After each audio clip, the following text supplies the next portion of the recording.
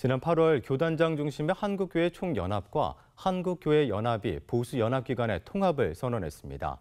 그리고 오는 12월에는 통합총회를 열기로 했는데요. 지금은 보수연합이 무산되는 것 아니냐는 분석도 나오고 있습니다. 분열된 보수연합기관들의 대통합 행보를 점검해봤습니다. 이빈나 리포터입니다.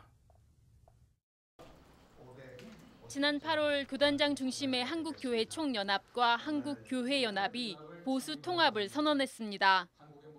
하지만 통합선언 2달 만에 뜻하지 않은 암초를 만났습니다. 표면적으로는 통합이 진행 중이라는 입장이지만 사실상 물 건너갔다는 분석이 지배적입니다.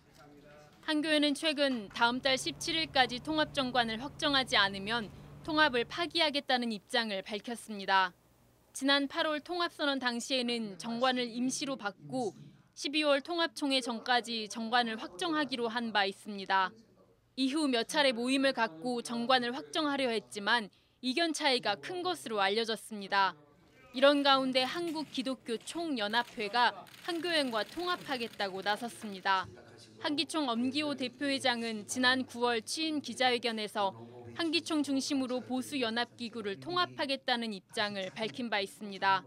또 한교연과 통합 논의를 이어갈 뜻을 분명히 했습니다.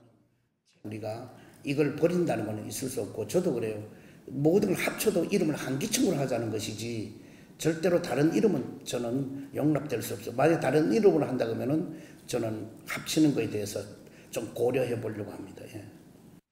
한기총과 한교연은 각각 5명씩 통합 추진위원을 구성해 최근 첫 만남을 갖기도 했습니다. 하지만 한교연이 한기총과 통합할 경우 한교연은 비난을 피하기 어려워 보입니다. 한교연 한기총 분열의 원인 중 하나가 홍재철 목사가 주도한 이단 영입 때문이었는데 홍 목사가 최근 한기총에서 해벌되면서 다시 한기총 내에서 영향력을 행사하고 있기 때문입니다. 한교연이 한기총과 통합하기에는 명분이 부족하다는 지적입니다. 통합총회가 2달도 남지 않은 상황에서 보수연합기구 통합 논의가 어떻게 흘러갈지 주목됩니다. CBS 뉴스 이빈나입니다.